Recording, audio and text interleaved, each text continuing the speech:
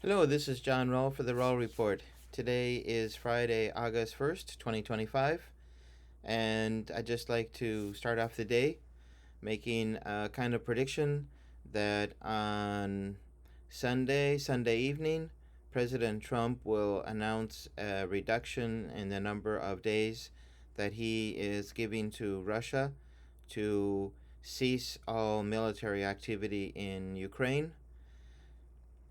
Normally on over the weekend, he plays golf, and his favorite golfing partner is Lindsey Graham. So I imagine that Lindsey Graham will be telling President Trump that he needs to do something immediately, that the Ukrainian people are suffering dearly, and that the Russians are attacking civilians, and that he can't tolerate that, that he needs to put. We should find out probably in some sort of tweet, or not tweet, but social media post from President Trump on Truth Social, that, or maybe through an interview, that he's decided to move that deadline up from 10 days to whatever number of days Monday would be. So um, I fully expect that. And usually, President Trump, he gets very emotional. And so I expect that his communication could be very emotional as well, and a long message. So President Trump has never really given the Russian position any credence. He's never even paying attention to it. He's never thing was to freeze the conflict in the to cease all military operations. The Russians, what they're asking for is to get at the root causes, and they're going to wait for the Ukrainians to decide that they want to address the root causes and that they are willing to come to the table and discuss those. They're talking about respect for the Orthodox, the Russian Orthodox Church in Ukraine, and for ethnic Russians, among other. I think it's pretty clear that Ukraine is very committed to trying to get a path towards the European Union and or NATO. The path towards the European Union is basically a path into NATO, because the European Union is going to become militarized.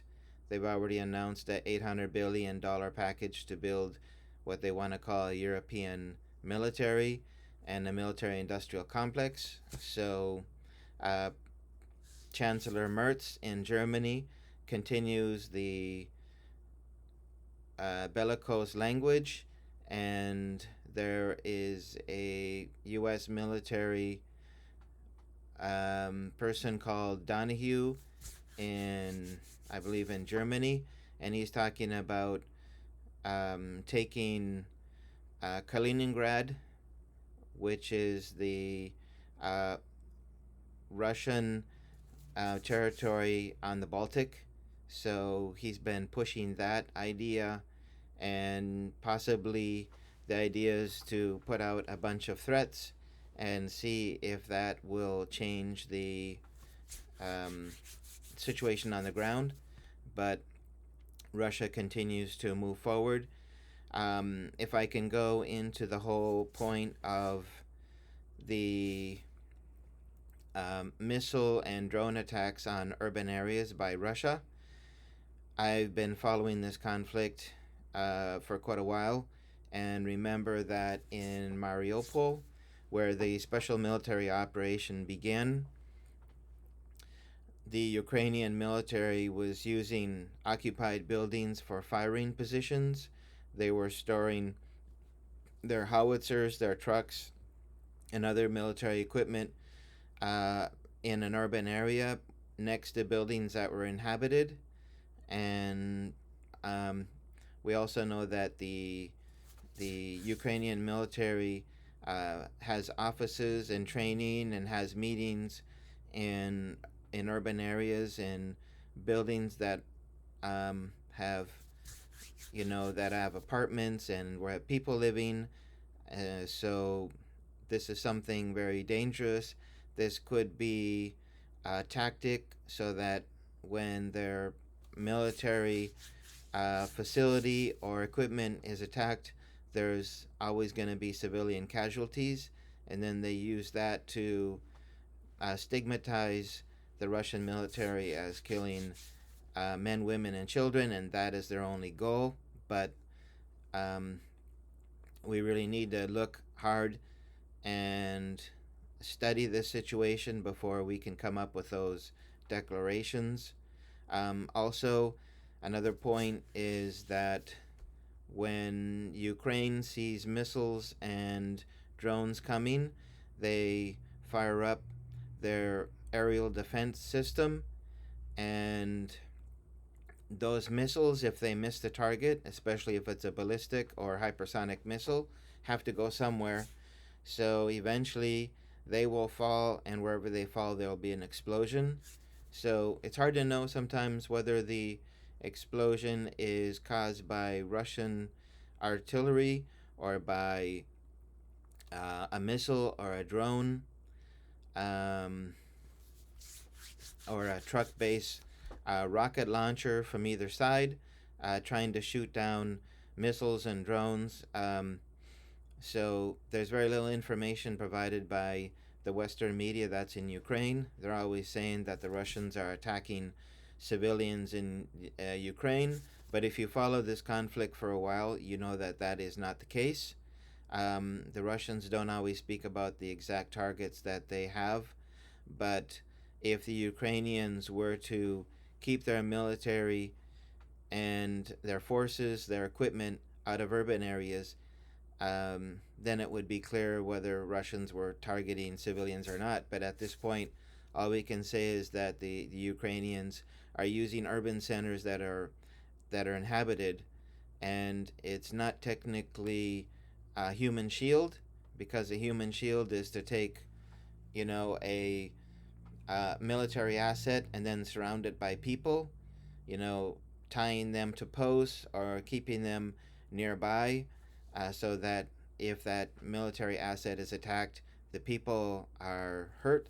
But, what is really the difference if the Ukrainian forces are using occupied building and then going up to the top floor and using the rooftop as a firing position, or if they're storing a howitzer right next to an occupied building where people are living. So, also, I know that from people who report about the conflict in Mariupol, that at the beginning of the special military operation, the Ukrainian military was keeping people from leaving Mariupol, in part so that there would be civilians in the city and that there would be civilian casualties. It doesn't seem to be a coincidence that that continues to go on during this conflict. So, whoever is advising Ukraine on their strategy has given them this tactic, and it is unfortunate that for them to involve civilians in this military conflict.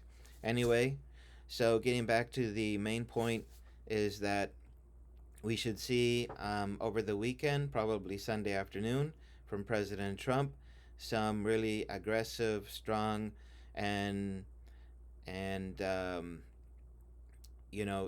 200-word declaration about the conflict in Ukraine and making threats, and talking about all the beautiful human lives and how he could have stopped the war. Well, he did have a chance to stop the war on a day called January 20th when he came into office. He could have shut down the operation of the U.S. forces, the U.S. money. He could have yanked out the USAID, all the other NGOs that were in Ukraine, and he could have done so much at the very beginning of his presidency then end this conflict, especially to address the root causes. In the end, the negotiations that will go on, when they happen, will address the root causes of this conflict, and there will not be any resolution until those root causes are addressed. So why not address them now? Anyway, sorry for such a long video, But I think over this weekend we'll see something from President Trump, and we'll get some sort of message on Sunday after he plays golf with his golf buddies, and they kind of stoke the flames of his emotions and his anger. And then on Monday morning, we'll get some sort of announcement about sanctions and tariffs. For President Trump, sanctions and tariffs are basically the same thing. So we should see that sometime over the weekend, Sunday, maybe on Monday. Um, but anyway, I don't think President Trump is going to wait until the full 10 days are completed to announce something. And there were a lot of civilian casualties in the most recent Russian um, missile and drone attack. So I'm sure that people like Lindsey Graham will be using that to speak with President Trump and stoke all those emotions. And it is quite unfortunate that there are civilian casualties in this military conflict. But if the Ukrainians insist on having military assets within urban areas and within occupied buildings where normal working people are living, this kind of thing eventually will happen. And so I'm sorry to see that happen, but it's kind of a reality. Russia is engaging the military targets, and unfortunately, um, if they're tightly packed in with where people are living, there's going to be civilian casualties, and there will be civilian, uh, buildings destroyed, and other things will happen which are not intended consequences of those attacks. So, um, anyway, we'll see what happens on Sunday evening, Monday morning, and see what President Trump has to, has to say and what he's going to do. And so I wish everyone a great weekend. I'll have more reports as time goes on. So a good day to everyone, and I wish everyone well. Bye bye.